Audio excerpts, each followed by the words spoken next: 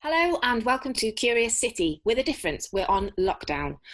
This is all about helping creative freelancers, indie businesses, arts companies raise awareness about their current plight and tell you how you can help them.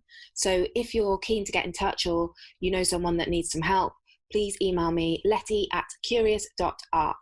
And just to say, we are recording this online, so the audio isn't usual industry studio spec. So forgive us for that and enjoy. Hello and welcome to another episode of Kurious City on Lockdown. Today I'm talking to Charlotte Blackburn, who's a freelance festival organiser and performance artist. Charlotte, hello. Hello. Thank you so much for talking to me today over Zoom. You are welcome. It's lovely to hear your voice. Oh, so for the listeners out there, can you just explain a bit about who you are and what you do? Always get really socially awkward around this sort of stuff. Yeah. So I'm a freelance festival producer and events organizer, and then I'm also a freelance artist. So I create my own work and then tour it and take it. My favorite place to take work is festivals, as I love them, hence why I created my own. And then I've also just started a blog. Fantastic. So busy, I'd say. Busy. Let's talk a little bit about the festival, and I happen to know it's called Unshut. It is. And what is that like in a normal environment, i.e. when we're not in the middle of a pandemic? So Unshut, it started off as a monthly night called Northern Art, which was purely for artists based in the north. It was at a time where Sheffield had, and in fairness still a little bit now, has very little opportunities for live arts. Sure. So I was like, well, I'm not going to sit on my backside and just complain and be like, grrr, and shake an angry fist to the world. I'm just going to do something about it. So went to the Delhi, spoke to Sarah Sharp and was like, I've got an idea for a show. It's not a standalone show. Can I do a festival? And she was like, do you have any ideas? So I was like, no, but I kind of want to do it. And then was really lucky. Obviously went a much more professional than that. That they then took me on as associate artist and helped me and Tim Norwood create Northern Art. And then after doing that, pardon? Good old Theatre Delhi. Yeah, they were wonderful. Yeah, amazing. And that was my first time actually properly working in Sheffield, because I'd gone to university in Leeds, and so all my arts connections were in Leeds. I didn't actually have any in Sheffield, even though I'm born and bred. And so then I, after a year of doing that, decided that a one-night festival wasn't enough for me, and I felt like it could progress into 3 days. So it starts off on a Thursday night, goes through Friday, so Thursday's like opening night, Friday is where we have some workshops and some discussions, and then Friday night is performances, and then all day Saturday is performances, and then ends up with a party. And so this year will be the third year it's happening. And what impact has C19 had on Unshut this year? Oh my goodness, we got the email of funding on the Friday, and we were like, yeah, and it was Friday the 13th. We were like, oh my goodness, we've got funding. Like, we're not going to do a big announcement yet, we're going to wait till the weekend, and me and Alfie were going to work together and then do a big thing. And then there was the announcement that, oh yes, so you can't go outside anymore. Yeah. And we were like, brilliant. Right. Great. So we were actually probably one of the last Arts Council funding projects, because they've freezed them for now.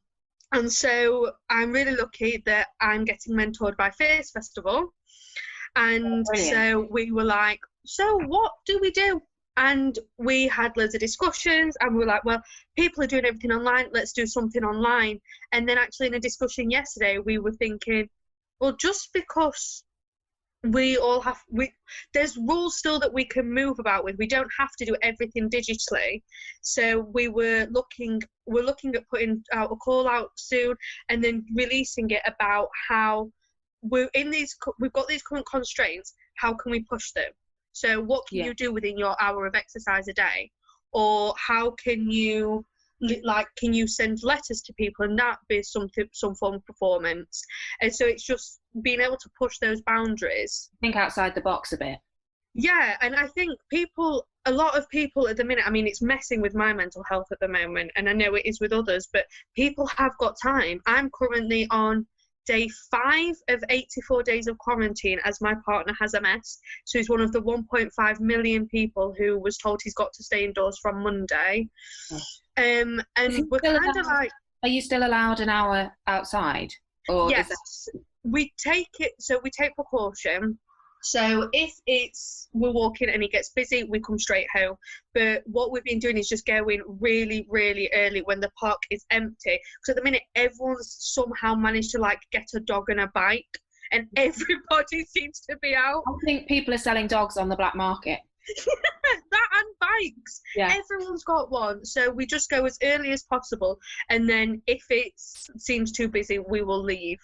But it's just because, obviously, due to his MS, he needs exercise, and we've got 2 dogs, so they need exercise, and we do for our own mental health.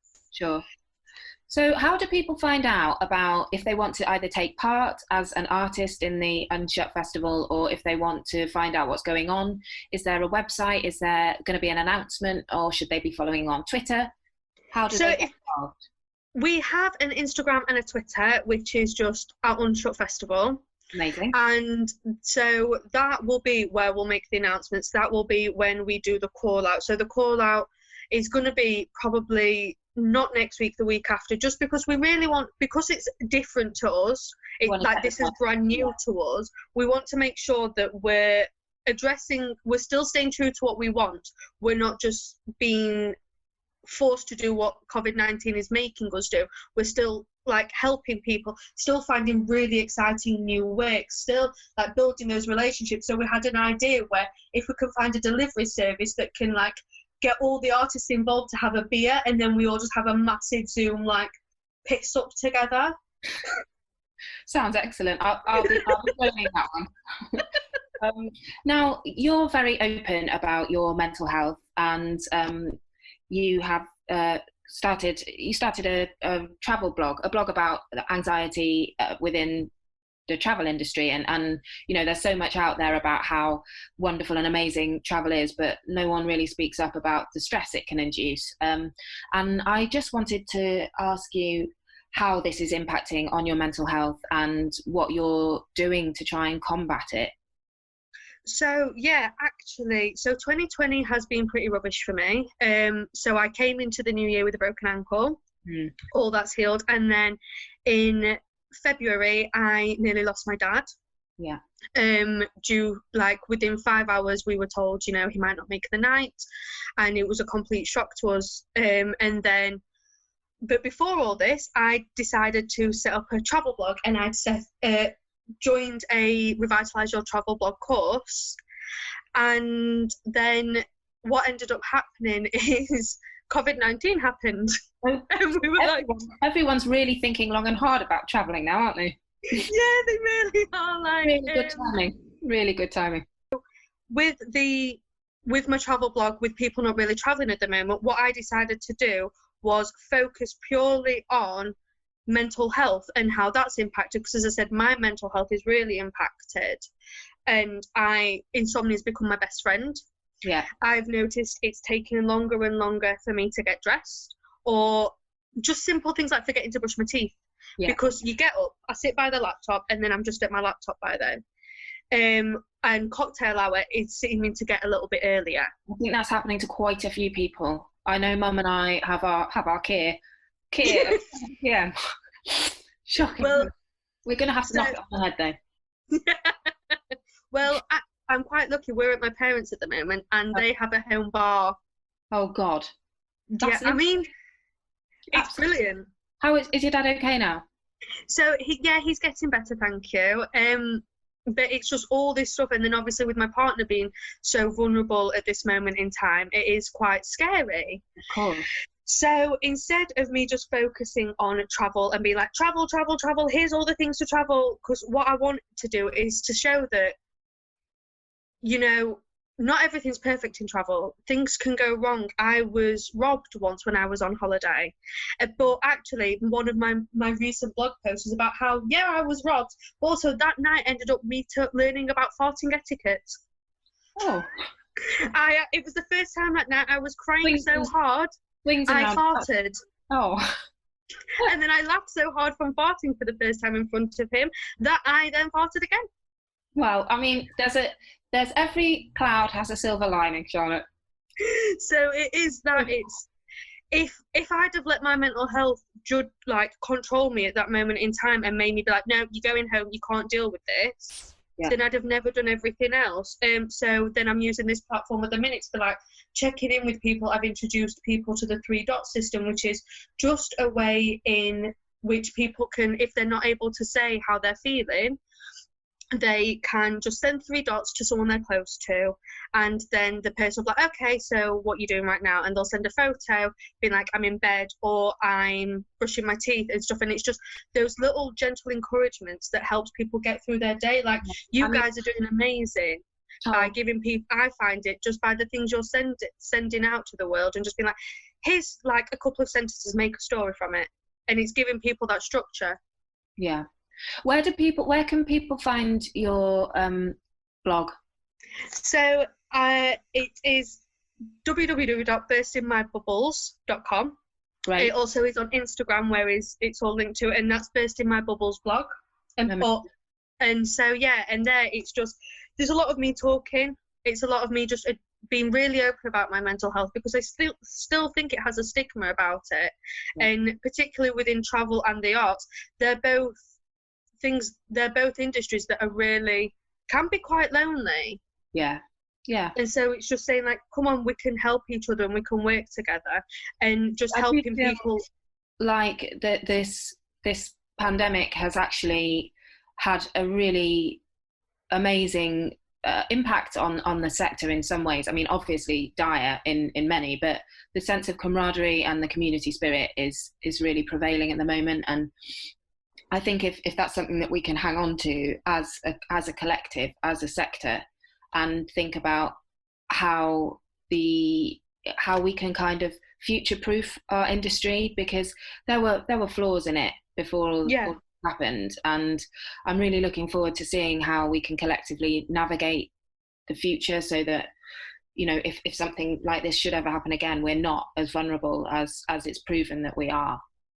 Well, that's it. Like, this is something because a lot of people suggested delaying Unshut till next year, and I says, yeah, but hopefully from what we build from Unshut this year, we can then carry it forth next year, and then it just helps it develop even more, because there's some people that might not be able to see it, who may not have access to a phone or a laptop or so on and so forth. But when it's live, those people the people who can't get out don't have access to it. So then it's bringing those both worlds together and being like, here. And also this year, it's going to be free, because it's all online, and it's just going to be chance performances. So it's then being able to help people and be like, times are rubbish at the moment and it's horrendous, but let's just try and give each other a bit of hope. Charlotte, what a lovely place to end. It's lovely to talk to you and hear some positivity amidst the chaos. Will you keep us posted? Let us know when all the call outs go live, so we can support you in that. And yeah, just keep on keeping in touch, won't you? I definitely will. Thank you. Thank you so much. Bye. Stay strong. A Kurious Arts production.